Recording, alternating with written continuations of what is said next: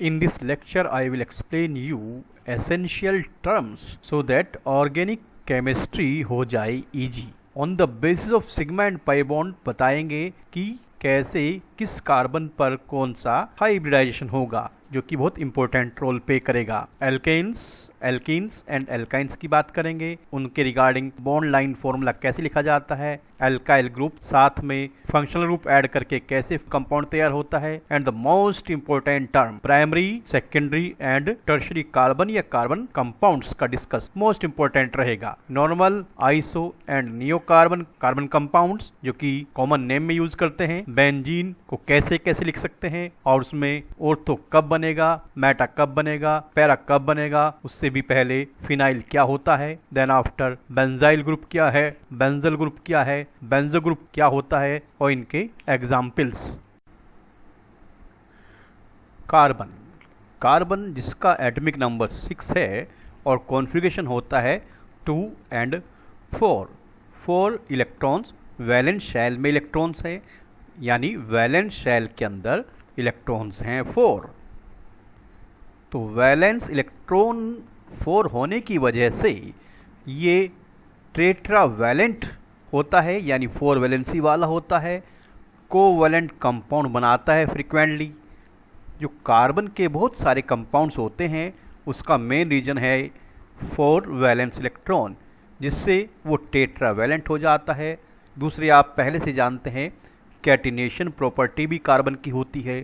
तो टेट्रावैलेंसी यानी 4 valence electron and catenation property, chain formation property responsible होती है numerous number of organic compounds. तो ऑर्गेनिक कंपाउंड्स या कार्बन के बहुत सारे कंपाउंड्स होने के मेनली 2 रीजन होते हैं, टेट्रावैलेंसी एंड कैटिनेशन प्रॉपर्टी जो कि चेन फॉर्मेशन प्रॉपर्टी होती है. Catenation, chain formation and 4 valency, valence shell में 4 इलेक्ट्रॉन्स इस बात के लिए रेस्पॉन्सिबल हैं कि कार्बन के बहुत सारे कंपाउंड हो सकते हैं. Some necessary terms for organic chemistry, जो 12th की ऑर्गेनिक केमिस्ट्री है उसके लिए आपको 11th और 10th की ऑर्गेनिक केमिस्ट्री की रिक्वायरमेंट होती है. तो मैं यहाँ पर थोड़ा सा बैक में जाके आपको पुराना इंट्रोडक्शन करने की कोशिश करता हूँ. फर्स्ट ऑफ ऑल देखिए, ये कार्बन के चारों ओर जो एक एक लाइन दिखाई दे रही है जिसे बोलते हैं सिंगल बॉन्ड, और सिंगल बॉन्ड हमेशा सिग्मा बॉन्ड होता है जिसका सिंबल है ये दिस वन. और यहाँ सिग्मा बॉन्ड वाले हर कार्बन को बोला जाता है sp3 कार्बन. चूँकि कार्बन sp3 हाइब्रिडाइज्ड है तभी वो क्या बॉन्ड बनाता है, सिग्मा बॉन्ड बनाता है. sp3 कार्बन हमेशा सिग्मा बॉन्ड ही बनाता है. In case of double bond, अगर डबल बॉन्ड है carbon to carbon double bond होने का मतलब उसमें 1 सिग्मा बॉन्ड है और दूसरा बॉन्ड पाई बॉन्ड है जो लेटरल ओवरलैपिंग से बनता है. जो यहाँ पर रेड कलर से दिखाया मैंने वो पाई बॉन्ड है और जो ब्लैक कलर से है वो सिग्मा बॉन्ड यहाँ प्रेजेंट हो रहा है. और डबल बॉन्ड वाले कार्बन को बोला जाता है sp2 कार्बन, यानी कार्बन ये वाला कार्बन sp2 हाइब्रिडाइज्ड है. In case of triple bond, 1 this black sigma bond and these 2 are, जो रेडिश कलर से शो किए हैं वो पाई बॉन्ड्स हैं. जब 2 पाई बॉन्ड हो और 1 सिग्मा बॉन्ड हो कार्बन के बीच में तो उन्हें बोला जाता है ट्रिपल बॉन्ड और कार्बन हो जाता है sp कार्बन, यानी कार्बन ये वाला कार्बन कैसा हाइब्रिडाइज्ड है, sp हाइब्रिडाइज्ड है, यानी इस कार्बन का जो हाइब्रिडाइजेशन है वो sp है. अब इन तीनों टर्म को मैं एक साथ एक्सप्लेन कर रहा हूँ. देखिए यहाँ पर कार्बन के चारों ओर सिग्मा बॉन्ड ही है, कोई पाई बॉन्ड नहीं है. जब यहाँ चारों ओर कोई पाई बॉन्ड नहीं है, 1 2 3 4 चारों के चारों सिग्मा बॉन्ड हैं, तो ये कार्बन होगा sp3 और कैसे पढ़ा जाएगा, एज कार्बन sp3. पढ़ते कैसे, sp3 कार्बन, sp3 कार्बन. इस कार्बन के चारों ओर देखें, ये सिग्मा और ये पाई, तो एक ही पाई बॉन्ड इस कार्बन के चारों ओर है, तभी हम इस कार्बन को बोल पा रहे हैं कि ये कार्बन है आपका sp2, यानी कार्बन हुआ sp2 हाइब्रिडाइज्ड। और कैसे पढ़ा जाएगा? sp2 carbon, sp2 carbon. अब इस कार्बन को देखें, ये दोनों कार्बन, इस कार्बन में भी क्या था? 1 सिग्मा, ये भी सिग्मा, ये भी सिग्मा। तो यहाँ पर 1 2 3 सिग्मा बॉन्ड है और एक पाई बॉन्ड है, और पाई बॉन्ड अकेला, इसलिए इसको कहा था sp2 हाइब्रिडाइज्ड कार्बन। यहाँ पर देखें इन दोनों कार्बन को, पहले इसको देखें, 1 ब्लैक यानी 2 सिग्मा और 2 रेड यानी 2 पाई। और जब 2 पाई बॉन्ड होते हैं तो कार्बन होता है sp हाइब्रिडाइज्ड। और कैसे रीड करते हैं? sp hybridised carbon. इस कार्बन को भी देखिए 1 सिग्मा, ये भी सिग्मा और ये 2 पाई, कुल मिला के 4 वैलेंसी है। तो सारे में आपको यहाँ 4 दिखाई दे रहे हैं। इस पर देखिए 1 2 3 4, चारों सिग्मा। इस कार्बन पर देखें 1 2 3 सिग्मा और ये 1 पाई, कुल मिला के 4, 1 2 3 4। इस कार्बन को देखिए 1 2, ये 3 और ये 4। इस कार्बन को देखें 1 2 3 और ये 4। तो कार्बन की यहाँ पर 4 वैलेंसी सेटिस्फाई हो रही हैं, चाहे वो सिग्मा बॉन्ड से हो या पाई बॉन्ड से हो। कार्बन की इस चेन में सारे थ्रू आउट सिग्मा बॉन्ड से सिंगल बॉन्ड है, इसीलिए ये एन, एल्क एन। 1 2 3 4 5 कार्बन है तो पेंट एन। 4 होते तो ब्यूटेन, 3 होते प्रोपेन, 2 होते ईथेन, 1 होता मीथेन। या पहले जानते हैं एल्क। एल्क का मतलब नंबर ऑफ कार्बन, 1 होने पर मीथ और 2 होने पर ईथ और 3 होने पर प्रोप, 4 कार्बन होने पर ब्यूट, 5 कार्बन होने पर पेंट, आगे 6 होने पर हेक्स, 7 होने पर हेप्ट वगैरह वगैरह।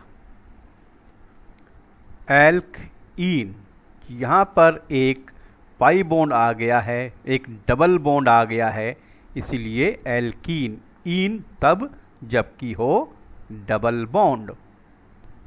एल्काइन, आइन कब? जब हो ट्रिपल बॉन्ड। वो मैंने पहले बता दिया कि ट्रिपल में 1 सिग्मा और 2 पाई बॉन्ड होते हैं। यहाँ मैंने हाइड्रोजन को हाइड किया हुआ है। अगर हाइड्रोजन को दिखाना चाहें तो क्लियर हो जाएगा कि जितने कार्बन हाइड्रोजन उसके डबल से 2 ज़्यादा एल्केन, जितने कार्बन उसके डबल हाइड्रोजन एल्कीन, जितने कार्बन उसके डबल से 2 लेसर हाइड्रोजन तब वो एल्काइन। चलिए मैं आपको यहाँ हाइड्रोजन पुट करके भी दिखा रहा हूँ। फर्स्ट ऑफ ऑल दिस 1 2 3 4 5, तो कार्बन है यहाँ पर 5, एन की वैल्यू है यहाँ पर कितना बेटा 5। अब हाइड्रोजन कितने हो चाहिए? 5 2 जा 10 प्लस 2, यानी हाइड्रोजन होने चाहिए यहाँ पर 12। चेक करो 1 2 3 4 5 6 7 8 9 10 11 एंड 12। इस फॉर्मूले को फॉलो कर रहा इसलिए ये एल्केन है। चूंकि 5 कार्बन है, 5 में बन गया पेंट और सिंगल बॉन्ड से हुआ एन, तो हो गया pentane. This pentane.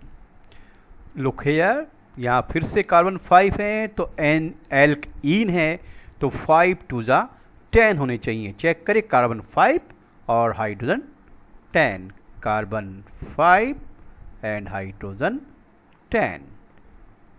1 2 3 4 5, carbon 5 hydrogen 1 2 3 4 5 6 7 8 9 10।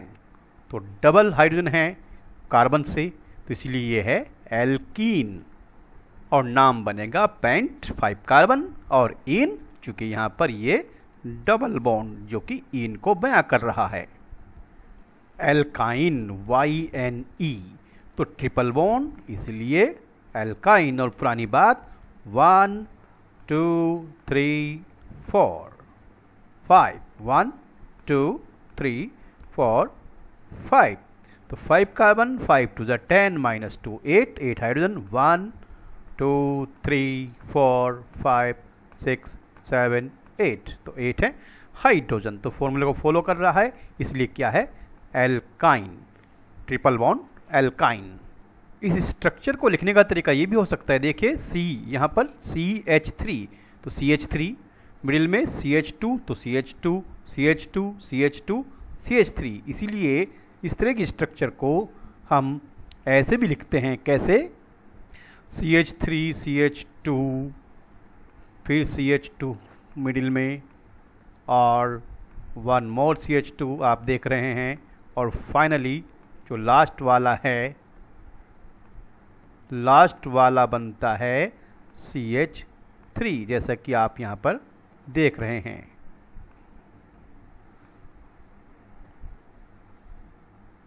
CH3 this one, then CH2 this CH1H2 CH2, this CH1H2 CH2, this C1H 2H 3H, इसलिए CH3। This is the way to write in this class. One more way to write, जिसे आप बोलते हैं bond line formula 1 2 3 4 5। देखिए ये 1 यहाँ corner, ये 2, ये 3, ये 4 और ये 5, जिगजैग मोशन में। जो फ्री एंड है ये और ये बनेंगे CH3, और जो मिडिल वाले एंड है दिस CH2, दिस CH2 और दिस वन CH2, मिडिल वाले CH2 और कॉर्नर जो फ्री एंड है वो CH3 in case of alkene. अब यहाँ क्या बनेगा, ये CH3 CH2 CH2 CH double bond CH2, once again this CH3 CH2 CH2, but now this one is CH double bond this CH2। अब इसका बॉन्ड लाइन देखिए, कार्बन यहाँ 5 हैं, 1 2 3 4 5, लेकिन यहाँ अगर राइट साइड से देखें तो इस पहले और दूसरे के बीच में पाई बॉन्ड है। ये पहला और ये दूसरा, ये हो गया पाई बॉन्ड। यहाँ सिर्फ ये फ्री एंड है, ये CH3, ये CH2, ये CH2। अब देखिए यहाँ पर जब पाई बॉन्ड आ गया है तो ये CH2 ना होके रह गया CH, और ये होना चाहिए था CH3, और ये CH3 ना होके क्या रह गया है, CH2। अब इसे कैसे लिखेंगे, CH3 CH2 CH2 C triple bond CH। ये तो हो गया इसका condensed formula, that is CH3। देखिए CH1 H2 H3, तो क्या लिखेंगे CH3, और फिर नेक्स्ट टाइम क्या बनेगा, आगे देखें तो बनेगा ये CH2, तो आ गया है यहाँ पर आपका CH2। फिर उसके बाद क्या है CH2, ये रहा फिर से CH2, एंड देन आफ्टर क्या है C ट्रिपल बॉन्ड CH। तो this is the way to write alkyne. अब इसका मेन अब जो है वो है बॉन्ड लाइन। बॉन्ड लाइन कैसे लिखेंगे, यहाँ भी मैंने 5 लिए हैं, 1 2 3 4 5। ये फ्री एंड CH3, ये फ्री एंड ये फ्री एंड नहीं, मिडिल में CH2 CH2 CH2 और ये CH3, लेकिन चूंकि यहाँ पर क्या बनेगा ट्रिपल बॉन्ड, ये हुआ अब ट्रिपल बॉन्ड, तो 2 पाई बॉन्ड आ गए हैं, तो इधर से कम हो गया CH3, यहाँ एक आया था तो CH2, यहाँ 2 पाई आ गए तो एक और कम हो गया CH, यहाँ पे था CH2, यहाँ पाई बॉन्ड आया था तो हाइड्रोजन कम होकर रह गया CH, और यहाँ पे 2 आ गए तो यहाँ पर CH से भी एक हाइड्रोजन कम हो गया, रह गया खाली C, जो आप यहाँ पर ये देख रहे हैं। This C is here and this CH is here यहाँ पर, और ये आपका CH2, ये CH2 यहाँ पर, और ये फ्री वाला एंड CH3 आप यहाँ देख रहे हैं।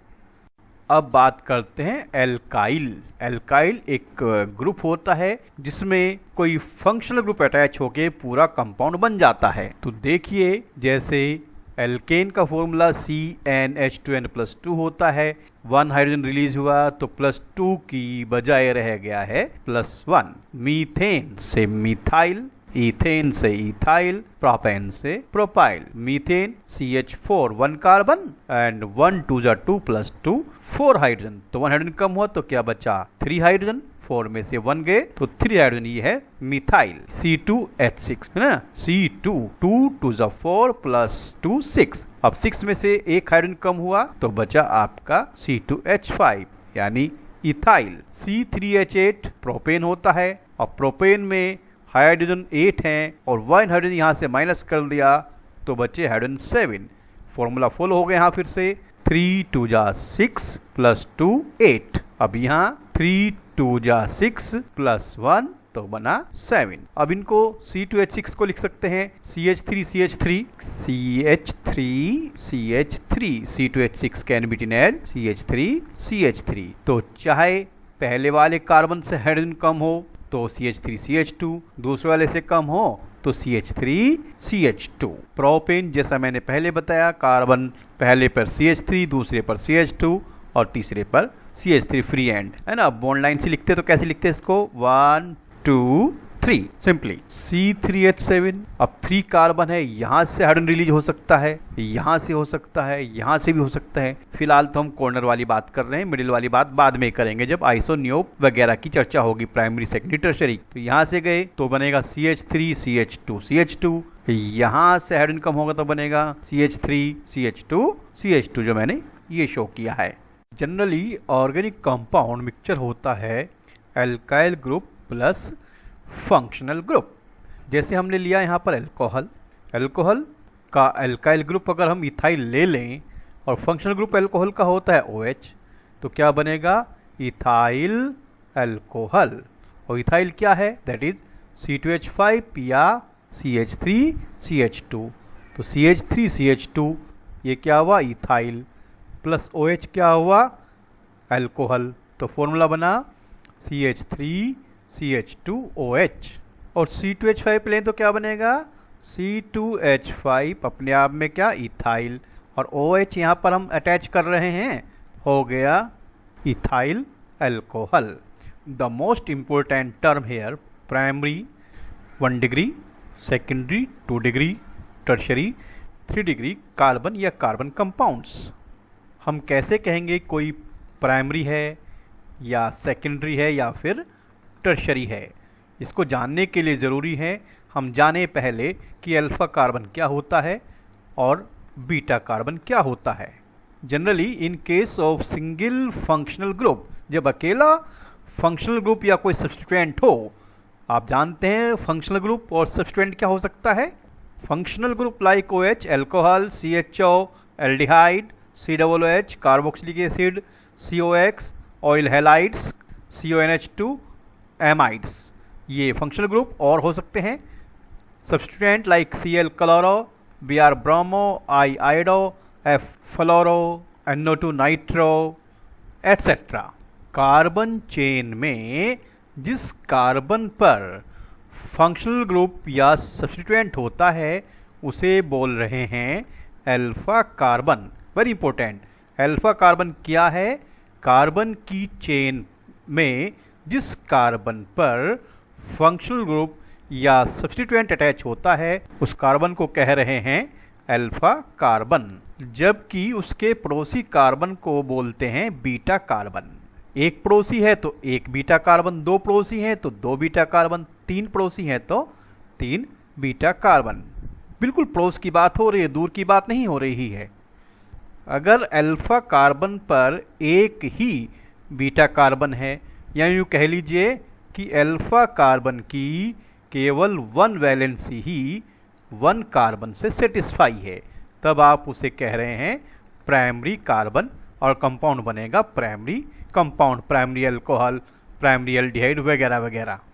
और अगर अल्फा कार्बन पर 2 बीटा कार्बन्स हैं, या कह लीजिए कि अल्फा कार्बन की 2 वैलेंसीज 2 अलग अलग कार्बन से सेटिस्फाई है, तब उस कंडीशन में उस अल्फा कार्बन को बोलेंगे सेकेंडरी, और वो कंपाउंड बन जाएगा secondary compound, secondary alcohol, secondary haloalkane, secondary etcetera. और अगर अल्फा कार्बन के पास 3 बीटा कार्बन हैं, या अल्फा कार्बन की 3 वैलेंसीज 3 अलग अलग कार्बन से सेटिस्फाई है, तो उस कंडीशन में that alpha carbon is said to be tertiary, और कंपाउंड भी होगा टर्शियरी। फिर देखिए, अगर अल्फा कार्बन पर एक ही बीटा कार्बन है, तब वो प्राइमरी होता है, और अल्फा कार्बन पर अगर 2 बीटा कार्बन है तो वो सेकेंडरी होता है, और अल्फा कार्बन पर 3 बीटा कार्बन है तो वो टर्शरी होता है। नहीं बीटा कार्बन समझ में आ रहा, कोई बात नहीं, आप ये सोच लीजिए कि अल्फा कार्बन की 1 वैलेंसी 1 कार्बन से सेटिस्फाई, तब प्राइमरी। अल्फा कार्बन की 2 वैलेंसी अलग अलग 2 कार्बन से सेटिस्फाई, तब सेकेंडरी। अल्फा कार्बन की 3 वैलेंसीज अलग अलग 3 कार्बन से सेटिस्फाई, तब वो टर्शरी। मैं फिर रिपीट कर रहा हूँ इस चीज़ को, यहाँ OH ग्रुप है इसलिए ये तो अल्कोहल हो गया। अब ये प्राइमरी है, सेकेंडरी या टर्शरी। यहाँ पर हम क्लोरीन ले सकते तो वो क्लोराइड हो जाते, ब्रोमीन ले लेते तो ब्रोमाइड हो जाते वगैरह वगैरह।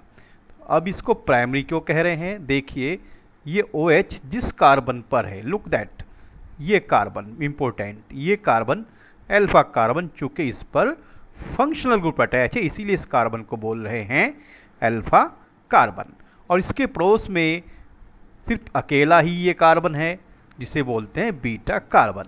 देखिए कैसे चेक करेंगे बीटा कार्बन को। कार्बन की 4 वैलेंसी, कार्बन की 4 वैलेंसी 1 OH से, इधर दूसरी इधर हाइड्रोजन से, तीसरे हाइड्रोजन से, तो केवल चौथी ये वैलेंसी ही इस अकेले कार्बन से सेटिस्फाई है। तो यहाँ पर बीटा कार्बन अकेला ही है। इस कार्बन की 4 वैलेंसी 1, ये 2, ये 3 और ये 4, 1 OH से, दूसरी हाइड्रोजन से, तीसरी हाइड्रोजन से, केवल ये चौथे वाली ही कार्बन से है, ये अकेली ही एक कार्बन से है। ये नहीं ये तो आगे चला गया, ये बीटा, ये गामा, ये डेल्टा एंड सो ऑन।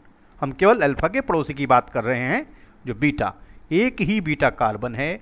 और जब एक ही बीटा कार्बन है तब वो क्या है? प्राइमरी। या यूँ कह लीजिए इस अल्फा कार्बन की, अल्फा कार्बन क्यों? चूँकि इस कार्बन से जुड़ा हुआ है OH as a functional group, इसलिए ये कार्बन अल्फा है। इस अल्फा कार्बन की 1 वैलेंसी ही, इस अल्फा कार्बन की सिर्फ ये वाली वैलेंसी ही, अकेली वैलेंसी ही इस कार्बन यानी 1 कार्बन से सेटिस्फाई है। दैट इज़ वाई इसी आप बोल रहे हैं प्राइमरी। तो ये अल्कोहल किस कैटेगरी में आएगा? Primary alcohol. Look carefully at this carbon. ये कार्बन अल्फा कार्बन क्यों? चूँकि इसी कार्बन पर अटैच है OH as a functional group. अब इस कार्बन को हम सेकेंडरी क्यों बोल रहे हैं? 2 रीजन से। 4 वैलेंसी 1, 2, 3, 4, इन 4 में से 2 वैलेंसी ये वाली, दिस, और ये वाली, 1 ये और 1 ये, 2 वैलेंसी अलग अलग कार्बन से सेटिस्फाई हैं, इसलिए सेकेंडरी बोल रहे हैं। दूसरी बात, ये अल्फा कार्बन है तो ये वाला पड़ोसी बीटा, इधर वाला कार्बन भी ये पड़ोसी, ये भी बीटा होगा। तो कुल बीटा कितने हुए? 1 and 1, 2, ऐसे दिस 1 बीटा, दिस 1 बीटा। तो चूंकि इस अल्फा कार्बन पर 2 बीटा कार्बन है, दैट इज़ वाई इसे बोलेंगे सेकेंडरी। चूँकि अल्कोहल लिया है तो ये अल्कोहल होगा secondary alcohol. Look at this carbon. इसको बोल रहे हैं अल्फा कार्बन। क्यों? चूंकि इस कार्बन पर ही अटैच है फंक्शनल ग्रुप OH। अब इसे हम टर्शरी क्यों बोल रहे हैं? 2 रीजन्स, जैसे मैं बार बार बता रहा हूँ। देखिए, इस पर ये 1 बीटा कार्बन, इधर ये दूसरा बीटा कार्बन, और इधर ये तीसरा बीटा कार्बन, 3 पड़ोसी बीटा कार्बन हैं, इसलिए टर्शरी है। या फिर इस कार्बन की 1 2 3 4 4 में से ये वाली वैलेंसी, ये और ये 3 वैलेंसीज 1 2 3 कार्बन से सेटिस्फाई हैं, इसलिए भी इसे बोल रहे हैं टर्शरी। चूँकि फंक्शनल ग्रुप OH लिया है जो अल्कोहल होता है, and that is why this one said to be tertiary alcohol. जिस कार्बन पर भी फंक्शनल ग्रुप या सब्स्टिट्यूएंट अटैच होता है वही कार्बन अल्फा कार्बन होता है। बट अगर फंक्शनल ग्रुप में खुद कार्बन मौजूद हो, like aldehyde, like carboxylic acid, like amides, उस कंडीशन में वो कार्बन फंक्शनल ग्रुप वाला कार्बन ही बन जाता है अल्फा कार्बन। यहाँ दिस वन, ये कार्बन अल्फा होगा, इसमें ये कार्बन खुद अल्फा होगा, और इसमें ये कार्बन खुद अल्फा होगा। Normal, iso and neo carbon और द कार्बन कंपाउंड, जनरली इस टर्म का इस्तेमाल IUPAC नेम में तो नहीं करते, जो ट्राइबल या कॉमन सिस्टम है उसमें यूज़ करते हैं। अब कैसे किसको नॉर्मल, आइसो, नियो बोलेंगे? अगर कार्बन की स्टेट चेन में सेकंड कार्बन कह लें, सेकंड ही बनेगा, पर केवल एक ही मिथाइल ग्रुप अटैच है। अब वो सेकंड कार्बन लेफ्ट साइड से हो सकता है, राइट साइड से हो सकता है, अपर या बॉटम, किसी भी साइड से हो सकता है। उस कंडीशन में इस तरह की कार्बन चेन को बोला जाता है normal carbon compounds. Second carbon with only 1 CH3, ऐसे इसको समझ सकते हैं। अगर हम यहाँ पर एक एग्जाम्पल लें, जैसे हमने 5 कार्बन चेन के लिए एग्जाम्पल लिया है एल्काइल ग्रुप पेंटाइल C5H11। अगर ये अल्कोहल है तो पेंटाइल अल्कोहल, और क्लोरो है तो पेंटाइल क्लोराइड या पेंटाइल ब्रोमाइड हो सकता है। तो फिलहाल हम सिर्फ ग्रुप की बात कर रहे हैं। तो 5 कार्बन की चेन का जो नॉर्मल कंपाउंड बनेगा उसका नाम होगा N पेंटाइल दिस। अगर यहाँ OH लगा दें, OH, तभी हो जाएगा पेंटाइल अल्कोहल। अगर यहाँ क्लोरीन लगा देंगे तो ये हो जाएगा नॉर्मल पेंटाइल क्लोराइड। लेकिन अगर कार्बन चेन में सेकंड कार्बन, चूंकि 1 2 तो सेकंड ही बनेगा, पर 2 मिथाइल ग्रुप हैं, लाइक दैट मिथाइल 1 मिथाइल 2, फिर चाहे वो लेफ्ट साइड से बन रही हो चेन या राइट साइड से बन रही हो, उस कंडीशन में दैट विल बी आइसो। अब जैसे नॉर्मल था, पेंटाइल अगर 5 कार्बन का ही लें तो क्या बनेगा? Iso pentyl. Look here, CH3 twice, CH2, CH2, 1 2 3 and 2 5, है ना। This one can be in as, इसको ऐसे भी लिख सकते हैं, CH3 2 बार इस कार्बन पर, तो CH3 twice CH, CH2, CH2, CH2 and so on. लेकिन यहाँ पर हम केवल 5 कार्बन का ले रहे हैं, तो इसलिए हो गया आइसोपेंटाइल। अगर चेन में यहाँ पर फंक्शनल ग्रुप लगा देंगे OH, तो ये हो जाएगा आइसोपेंटाइल अल्कोहल। और अगर यहाँ पर लगा देंगे ब्रोमाइड, तो ये हो जाएगा isopentyl bromide. In case of 3 methyl group on the second carbon of a carbon chain, किसी कार्बन चेन के सेकंड कार्बन पर अगर 3 मिथाइल ग्रुप्स हैं, वो लेफ्ट से राइट से कहीं से भी, तो उसको बोलेंगे आप नियो। और कंपाउंड बनेगा, अगर यहाँ पर लें 5 कार्बन का इस कंडीशन में, तो बनेगा नियोपेंटाइल। देखिए CH3 3 टाइम्स किस पर? कार्बन पर, तो CH3 whole thrice C, CH2 and so on, जितनी भी लंबी चेन हो सकती है। Like that CH3 on this carbon 3 times 1 2 3 CH2 and that is neopentyl. और उसी तरह से अगर यहाँ पर लगा देंगे OH, तब ये हो जाएगा नियोपेंटाइल अल्कोहल। और अगर यहाँ लगा दिया आयोडाइड, तो हो जाएगा नियोपेंटाइल आयोडाइड। ब्रोमाइड लगा दिया neopentyl bromide and so on. cycloalkane and cycloalkene, closed chain carbon compounds cycloalkane and cycloalkene की डिस्कस कर रहे हैं। साइक्लोएल्केन का जनरल फॉर्मूला सिंपल एल्कीन की तरह होता है, बट यहाँ पर सिंगल बॉन्ड होता है, डबल बॉन्ड नहीं होता। सारे सिग्मा बॉन्ड होते हैं, कोई पाई बॉन्ड यहाँ पर नहीं होता है। अब कैसे यहाँ पर कार्बन की 4 वैलेंसी सिंगल बॉन्ड से सेटिस्फाई हो रही हैं? एल्केन है तो सिंगल बॉन्ड से सेटिस्फाई होनी चाहिए। देखिए कैसे कह रहे हैं, 3 2 जा 6। तो कैसे यहाँ पर 3 कार्बन तो आपको दिख रहे हैं, this carbon 1, carbon number 2 and carbon number 3। अब इन दो कार्बन को देखें, दोनों के बीच जो सिंगल बॉन्ड है, इस अकेले कार्बन को देखें, इधर सिंगल बॉन्ड इधर सिंगल बॉन्ड, तो यानी 2 सिंगल बॉन्ड आ गए, 2 सिग्मा बॉन्ड आ गए, 2 वैलेंसी सेटिस्फाई होगी। तो बाकी 2 जो वैलेंसीज हैं वो सेटिस्फाई होंगी किससे? हाइड्रोजन एटम से, लाइक दैट। ऐसे ही इधर इस कार्बन की भी बाकी 2 वैलेंसी किससे सेटिस्फाई होंगी? हाइड्रोजन से।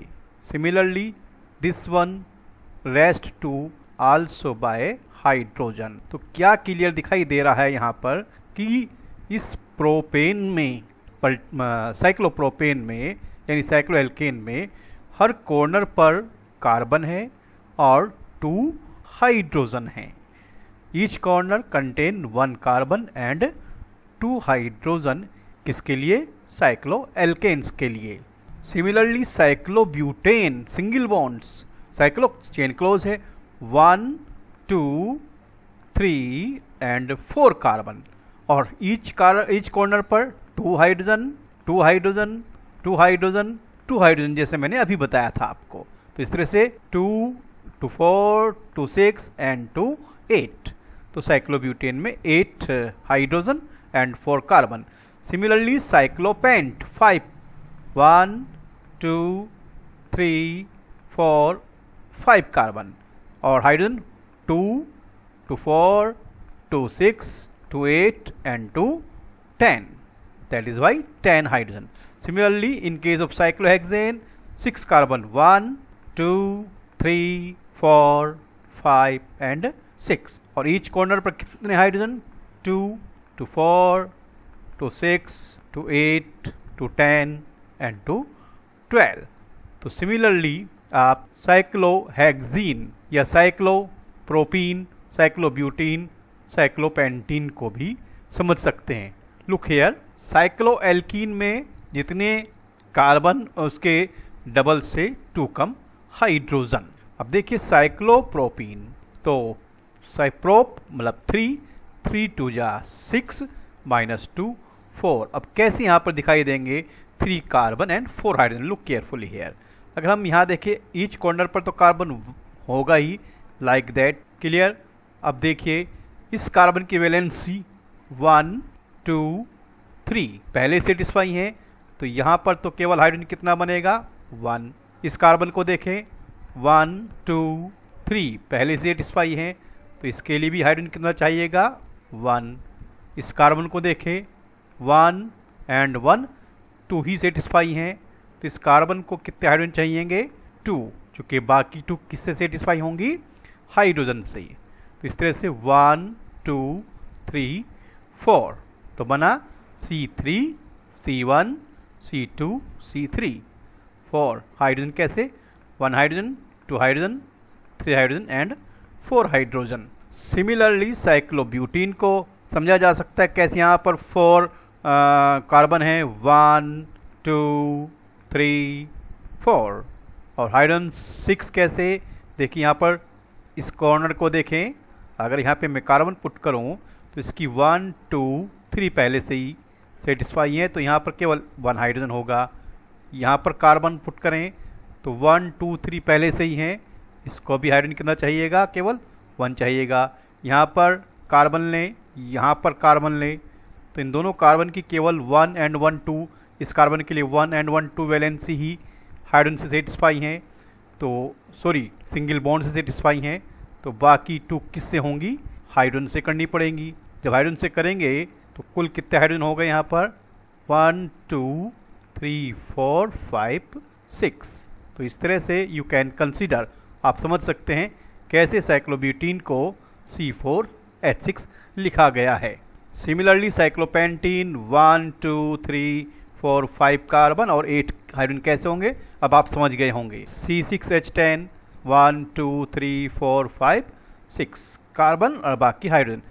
यहाँ पर सिंगल बॉन्ड है तो यहाँ पे 2 हाइड्रोजन हो गए, यहाँ डबल बॉन्ड है तो यहाँ 1, यहाँ डबल बॉन्ड है तो यहाँ पर भी 1, यहाँ सिंगल बॉन्ड है तो यहाँ पर 2, यहाँ पर सिंगल बॉन्ड है तो यहाँ पर भी 2, यहाँ सिंगल बॉन्ड है तो यहाँ पर भी 2 हाइड्रोजन। गिनिए 2 3 4 and 2 6 and 2 8 and 2 10। तो इस तरह से आप कंसिडर कर सकते हैं जहाँ डबल बॉन्ड नहीं है उस कॉर्नर पर 2 हाइड्रोजन और जहाँ डबल बॉन्ड है उस कॉर्नर पर 1 हाइड्रोजन ही होगा, चूँकि वो कॉर्नर की 1 2 3 वैलेंसी पहले ही सेटिस्फाई होंगी, तो चौथी वैलेंसी के लिए ही रिक्वायरमेंट होगी हाइड्रोजन की। C6H6 बेंजीन देखिए कैसे 1 2 3 4 5 6 कॉर्नर, तो 6 ही कार्बन हेक्सागन स्ट्रक्चर है और यहाँ बेंजीन में अल्टरनेटिवली सिंगल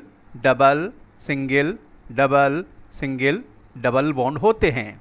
तो बेंजीन C6H6 को ऐसे या ऐसे भी लिख सकते हैं और यहाँ पर ये जो रिंग है ये रिप्रेजेंट करता है कि पाई बॉन्ड्स सर्कुलेशन में हैं, जिसे बाद में हम डिस्कस करेंगे एज ए रिजोनेंस। अब सेटिस्फाई हाइड्रोजन कैसे हो रहे हैं यहाँ पर 6, चूँकि देखिए हर कॉर्नर पर एक डबल बॉन्ड है। देखिए इस कॉर्नर पर भी डबल बॉन्ड, इस कॉर्नर पर ये काउंट हो जाएगा, इस कॉर्नर पर ये काउंट होगा, इस कॉर्नर पर ये वाला काउंट होगा, इस कॉर्नर पर ये काउंट होगा, इस कॉर्नर पर ये काउंट होगा। तो हर कॉर्नर पर डबल बॉन्ड आ रहा है और जैसे मैंने बताया कि डबल बॉन्ड वाले कार्बन पर आपको हाइड्रोजन कितना चाहिएगा 1, यहाँ पर 1, यहाँ पर 1, ऐसे ही यहाँ पर भी 1, यहाँ पर भी 1, इस कॉर्नर पर भी 1 हाइड्रोजन और इस कॉर्नर पर भी 1 हाइड्रोजन। तो इस तरह से इट इज़ क्लियर कि यहाँ पर कैसे 6 हाइड्रोजन है और 6 कार्बन, क्योंकि हर कॉर्नर पर कार्बन तो होता ही है। Carbon carbon, this carbon and this one carbon, that is also the carbon.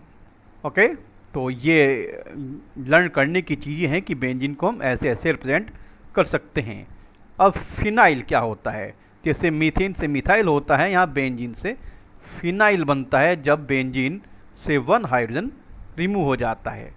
अब इस कॉर्नर से हुआ तो ऐसे रिप्रेजेंटेशन करेंगे फिनाइल, इस कॉर्नर से हुआ तो ऐसे रिप्रेजेंटेशन करेंगे फिनाइल, इस कॉर्नर से हुआ तो ऐसे रिप्रेजेंटेशन करेंगे फिनाइल।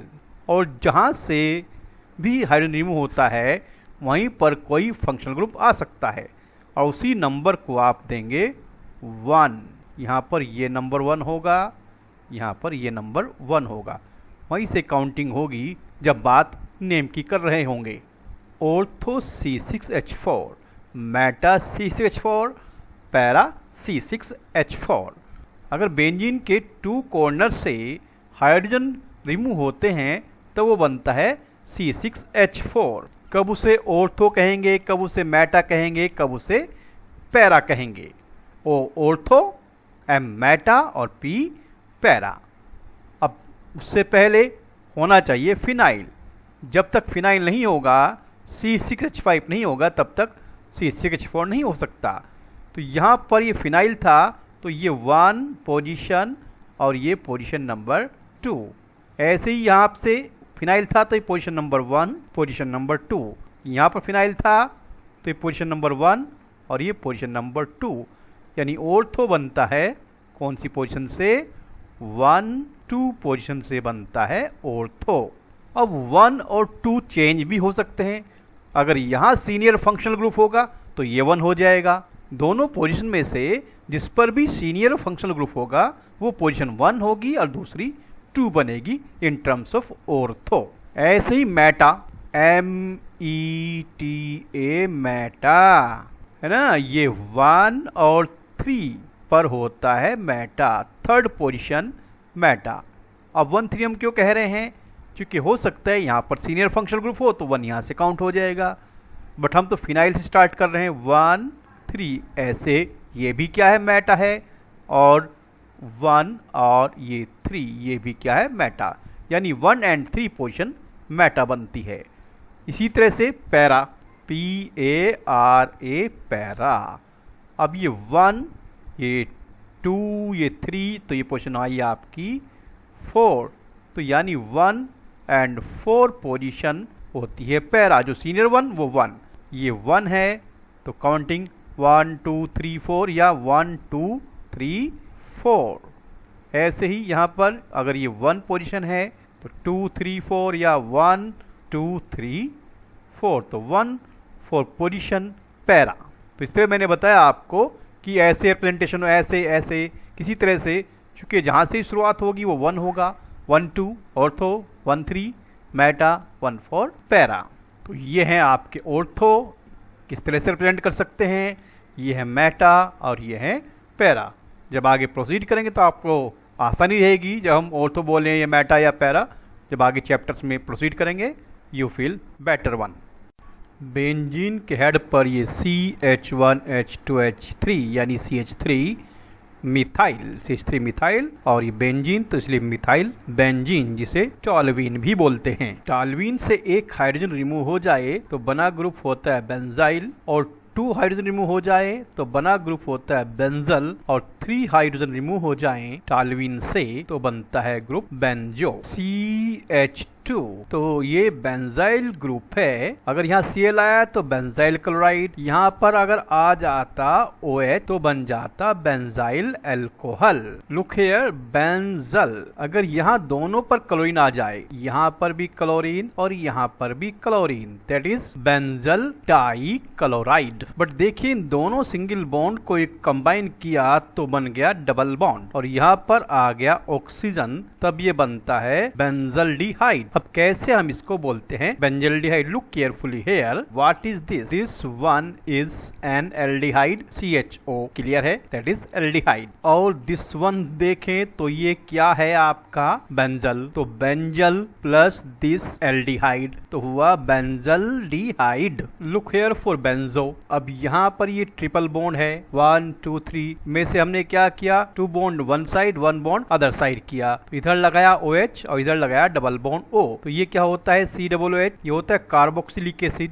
यानी के ओइक एसिड, ये तो हो गया ओइक एसिड। और दिस वन है आपका कौन, बेंजो, तो हुआ बेंजो, और ये हुआ ओइक एसिड तो बन गया बेंजोइक एसिड। और अगर इन तीनों बॉन्ड्स को 1 2 3 को वन साइड करें, ट्रिपल बॉन्ड तैयार कर दें और यहाँ पर अरेंज कर दें N, तब चूंकि ये होता है क्या, what is this, this one is होता है नाइट्राइल या साइनाइड, तो नाम कंपाउंड क्या बनेगा, बेंजोनाइट्राइल। क्यों? चूंकि दिस एंटायर क्या था, बेंजो, और ये क्या हुआ नाइट्राइल, तो बन गया बेंजोनाइट्राइल।